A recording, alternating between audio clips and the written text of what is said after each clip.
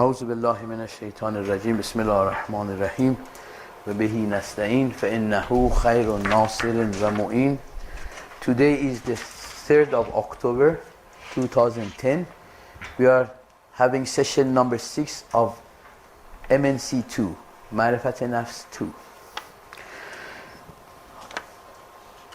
We are getting to more challenging ideas. Of course, the more I say, the more I see you guys are picking up very well, and especially your last week marks were all very good. A lot of 100% marks you got, so I'm trying to make it more difficult so that I get some lower marks.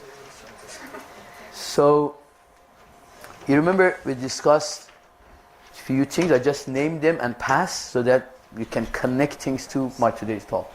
One, we discussed about the perfection and elevation of wujud from lower beings to the higher wujuds.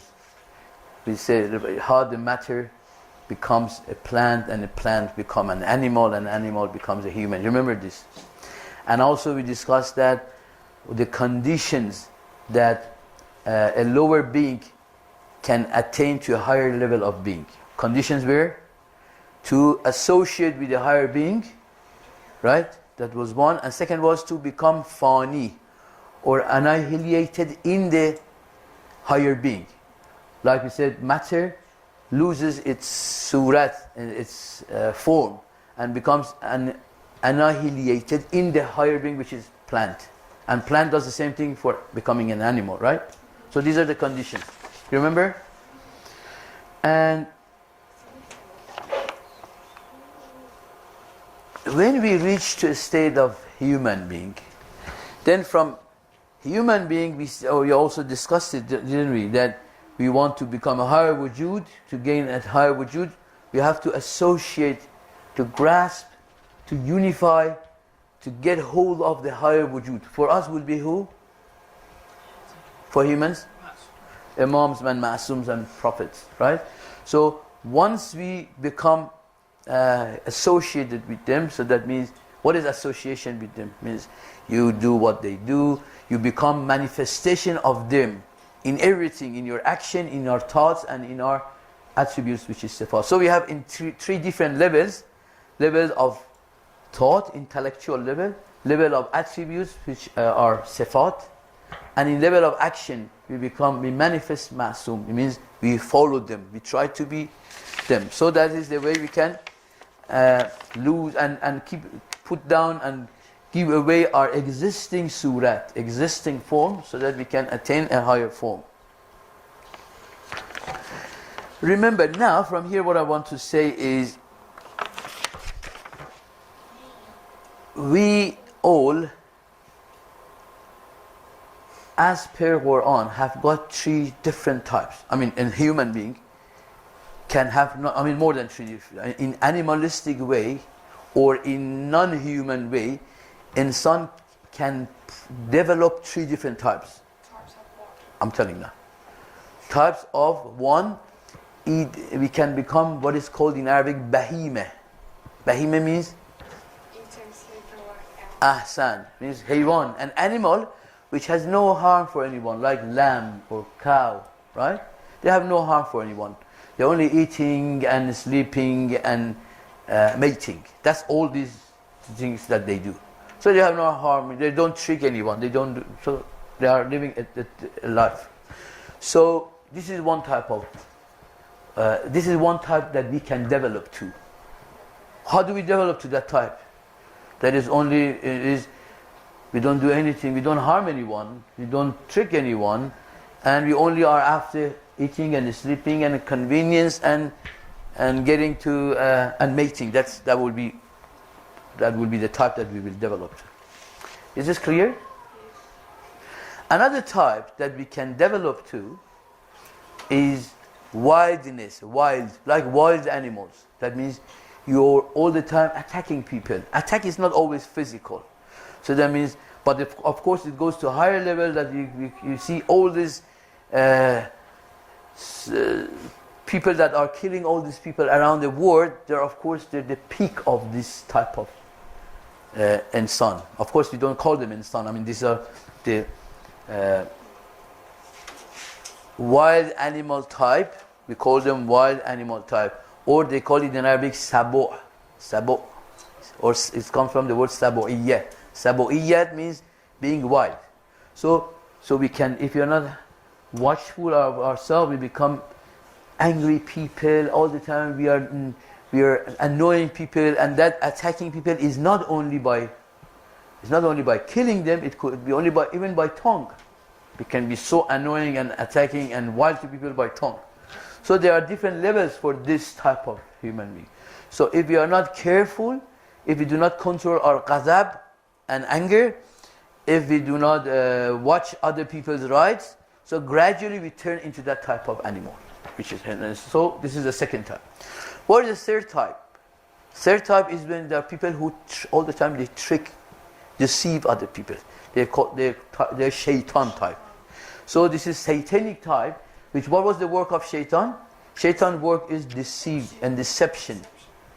So if you are not, Maryam, you are not looking after ourselves, God forbid, we can develop to any of these three types. One was bahime, or animal who is only after eating and sleeping and mating.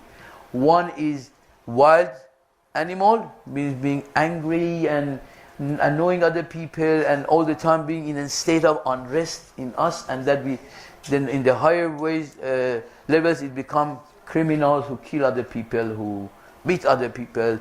Even with all my apologies to those fathers or mothers that they keep beating their children if they are not, if say they do something, but they apply this as a routine all the time. They beating their children. So they have definitely developed into that part of it. Part of them, or in a level they have developed to that type of. And the other one, as I said, was deception, Maryam. So people who are all the time tricking people. Remember, tricking is very subtle as well. It's not that very obvious that you say something to other people and you do a different thing. It can be very subtle. It can be even, sometimes deception can be by the way you look at someone. Sometimes deception is by keeping quiet. There are places that you deceive people by just keeping quiet. Depending on the environment, depending on the context and what is said. Even silence can be deception. So deception is very subtle, is in your, that state of straightforwardness in Nafs is very important. So that you are honest with people, and all along we make sure we do not deceive people.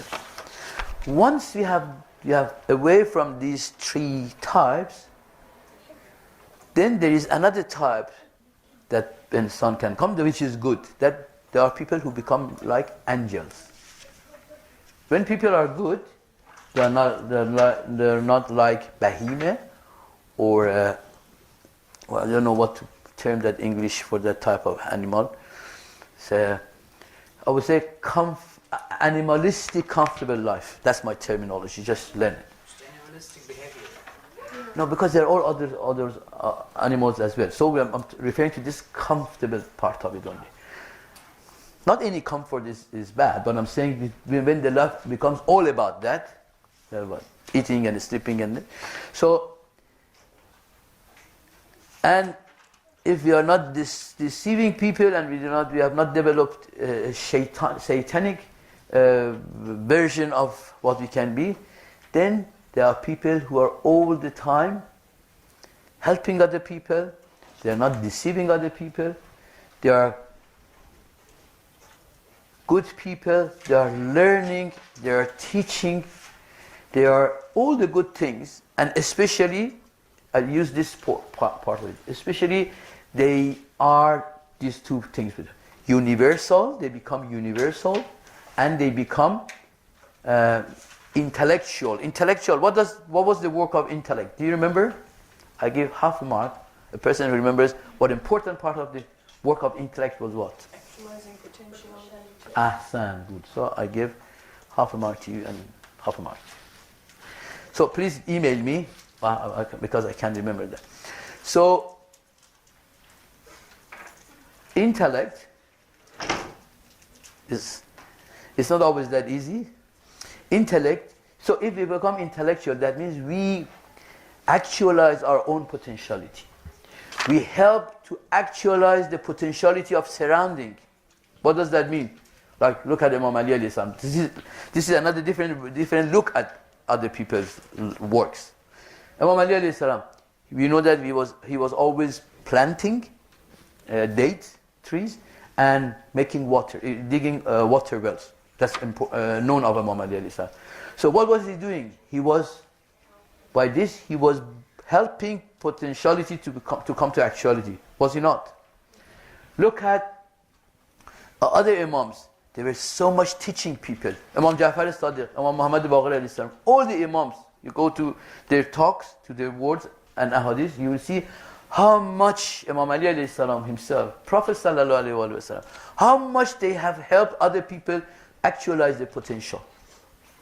Not only in learning is one aspect, the other aspects of developing actuality in potential is potential of becoming a good person, potential of helping other people. These are all potentials. So these two works of a work of an intellectual person. Becoming intellectual means one, actualizing the potential of himself as well as helping the surrounding of other people, even the nature and everything, to actualize its potentiality. So that's one thing about intellectual when we become like angels and malaika. The other thing is become universal. Becoming universal means, because you know that intellect and ILM AIN, if you remember, is the alam of universality.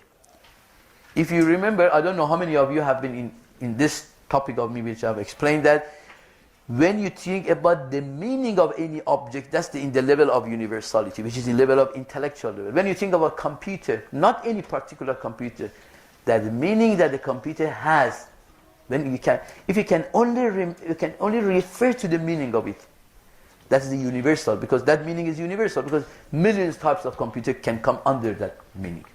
So universality means you work universal. That means when you're working, you do not only look at yourself, you do not look at what I want, what my child want, what my people want, what my family want. We have to see what other people want. What is good for the whole humanity? That's universal. What is good for all my community? That is universal. What is good for my all? Sorry? That is good for my family. What is good for my... So it's thinking outside the box, right? Yes, thinking outside the box of me. Because we are always squeezed in a box of our own wants and wishes and desires. So that is universality. So these two, when we reach to these points, gradually that we have grown into an angel type. Right? But as per Rumi, the very famous poem, remember him? Rumi, Jalaluddin Rumi. He says, از مردم از جمادی مردم و نامی شدم. I died from matter and I became plant. And then he says, I died from plant, then I became an animal. I died from an animal, and then I become a human. Then I will die from human, I will become an angel. He says, why do I fear from this? If this is the death that I'm coming, every time I'm coming a higher being, so why should I fear that? Then he says, and then I can die from angel and become something that no imagination can think of it. That's a real human being. That's insan kamil, and that's Masoum. So we have to work towards reaching to becoming, not to become any of those three types that I said, and become an angel type, and then from angel type start to go higher. When we go higher than angel type, what is it? Basically, that is the word of love. The word of love for Allah subhanahu wa ta'ala and for Masoum. And the other thing that I want you to learn from today is we have got a notion. You follow me? When you are ready, you tell me I start. So you finish with that, you understood what I said? The first part of my talk? Yeah? Types and this and that. Okay. The second, Sorry, just one question. Just going back to the Bahima thing, you mentioned your terminology that we're using is animalistic, comfortable behavior? life, yeah. Life, behavioral life. Life is That's for life. Bahima. Yes. For the human. Yeah. So now, what I want you to learn today also, we have got a notion of what is called ILM, which we know that ILM, and AIN, right? What is ILM and AIN? Very, very easy. Look at a seed of a tree. Seed of a tree can become a tree, right? That potentiality that has is called ILM. That's the state realm of ILM. Where is that tree? That tree is in the realm of ILM or potentiality. They are both the same. Whenever you say something has potential, that means it is in its ILM as well. Don't look at me like that, Ghulam. No. See, when you look at an embryo, that embryo has got one level of actuality. What is its level of actuality? Being an embryo. It's not potential. Being an embryo is a level of actuality. But at the same time has got a potentiality to become a human being. That potentiality is ilm. That's the realm of ilm, that mawjood, of that being. So that human being has got two realms. One realm of ilm. When I'm in a state of an embryo, where I still exist, don't I? Do I exist or not? But I exist in the realm of ilm. So I want to register in your mind, potentiality and ilm are both the same here. So when you say this child, when you look at an embryo, say he is a human being. Where is that human being? He is in potentiality. Where is that? What is potentiality? You can say he is in the realm of ilm. So when something has not reached to its potentiality yet, it is in the universe of ilm, if you like, or realm of ilm. It has got a great connotation, what I'm saying, if you try to grasp it. But when that seed grows from that potentiality or from the realm of ilm and becomes a tree, that is called ain. Ain means external wujud. That's it. Simple. So things are in the ilm, Maryam, things are in the realm. You know what is real? R-E-A-L-M. It's like a word, a universe, a word. They're in the word of ilm. Right? So when you look at the seed, where is that orange tree? It is in the word of ilm of that seed. Because that seed also has ilm, the realm of ilm, word of ilm. But when that seed grows to an orange tree, we say it has become to external wujud, that become mawjud, a being that you can see that. That is when it because it has come to ain. So it's not important. Sometimes when the reason that I tell you these words, I can avoid that and I just explain it. Because then in your future readings you may reach to these words so that you know what they mean. So we're not stressing too much on these terminologies, except that you learn it for your future studies. Alright, when I say future, not with me necessarily. You might be reading a book 10 years down the time, then you understand. So things are in the realm of ilm. Then when they come out of the potentiality or word of ilm, they become mawjood. So there is... Yes. Sorry, you've just lost me of where the part after and I lost you or you lost me? I've lost you. Okay. Right, say it. So I don't get the ain part. Or, Ain? yeah. Ain basically means external wujud. Because that tree, Yeah. when it's the seed, before it becomes tree, it's not in outside world, you cannot see it. It's not an external wujud yet. So ain is when it's actually become potentialized. Actualized. Actualized. Yeah. Ain is like this, right? Intellectually, look at my handwriting. Intellectually is ain. Noon, ye, ain, right? Yeah. So that ain means when things have come to outside wujud, you can see that. Clear? Yes? All of them understand? So basically, word of Maryam, do you understand? Word of ilm. So when you look at But I'll give you an example. When you look at a fetus of a donkey, if you're shown a fetus of a donkey,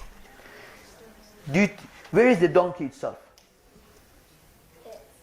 It's in the world of end of the... Yeah, son. And when it grows to becomes a donkey, what happens? It becomes actual, and that means it's pain. Yes, means comes out to real wujud, you can see it. So we all, now look at the ramifications of this. Here is important, but the fruit I want to get from this. We all have been in the ilm of Allah, right? Before we are born to outside wujud. Then we have come to ain, we have got wujud. So every creature has been in the ilm of Allah, subhanahu wa ta'ala. Every creature has been in the ilm of Allah before. Now, what is the what is the ilm of Allah? Can you show me one place that the whole ilm of Allah is there? Ahsan. Salawat for her. Allahumma salli ala Muhammad wa al. You send me an email, I'll give you half a mark for this, okay? Half a point for this. So, the place that you can see the whole ilm of Allah is what? Quran. Right? That's the ilm of Allah, isn't it? Now, when that Quran comes to ain, what happens? Where is that ain of Quran? Ahsan. Ahsan Quran Natir. You two send me an email, I'll give you half a point as well. Okay, that means Masoum is the ain of which Quran is the ilm. Do you understand? Why? We have hadith Saghalain. Prophet sallallahu alaihi wasallam says, I leave behind two things. Kitabullah wa Izzati, the book of Quran, and my Ahlul Bayt. They reach to me together while they are not separated, because one is ilm, one is ain. So they are equal, but one of them is the real of ilm, one of them is the real of ain. So means Masoum is an external wujud of Quran. That is why there is nothing in Quran that Masoum doesn't know it. Is it not? You agree? Mariam, do you agree?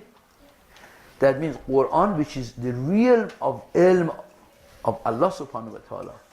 In that real, wujud of Masoum is there. But when Masoum is born, come to external world, he is external wujud of Quran. So is it difficult to digest? What is the relationship of Quran to Masoum? Because try to understand this. Quran is human. Quran is the state of human being. Now, look. Go to Quran. What does the Quran do? If you look, read the stories, you don't think only about the stories. If you read the stories, you will see Quran is explaining the types. All the types of human beings in there. Talks about Bani Israel, talks about Munafiq, talks about Shaitan, talks about wildness and Sabu'iyat, Bahimiyat, talks about angels, You read Quran, apart from the stories, one is one side, but it explains the types that human beings have. All the types that human beings can have is in Quran. There is nothing, no type of human being which is not mentioned in Quran. Right? So what does that mean? That means Quran is human. Quran is insan, but a state of insan in realm of ilm. But that human, when it has reached to its potential, full actuality, is Masoum. But we can potentially become any of those types that is explained in Quran. I want you please go and listen to this audio file of today several times. I know you do not grasp immediately what I'm saying, because I have to be short, I have to go finish it. Sorry, so probably in 3, 4, 5 minutes I have to finish. So Quran is a state, is the word of ilm of Allah. Masoum is external wujud and ain of the same ilm of Allah. And in Quran as a whole is insan, in realm of ilm. All the states and types of insan is mentioned in Quran. You read about Bal'am Ba'ur, you read about Qarun, you read about Moses, you read about Hazrat Isa alayhi salam, you read about prophets, you read about Ayub. You read about Yusuf. See, these are all types. These are all types. You read about bad people, you read about Pharaoh. These are types. So, Masalan, Saddam can be one type of Pharaoh. Saddam is not a type himself, but the type is explained in Quran. So, you can fit all the human beings outside in one of the examples of Quran, one of the types that Quran has explained. So, it was very important that we understand that, of course, believe me, this topic itself needs 10 sessions, minimum 10 sessions, 10 sessions of 1 hour each to explain Ain and Ilm and how it relates to Quran, how it relates to Masoum. So, but then what I'm telling you, have to listen to this audio file again so that you can grasp it. I once more review it. I tell you that we have got, everything has got a realm of Ain, a realm of Ilm, or word of Ilm, and word of Ain, or word of being in potentiality, and word of coming to outside, becoming actual outside. So, and we said this is one thing, and when you look at the seed of orange tree, that orange tree is in the, when you look at the seed, is in the word of Ilm of that seed.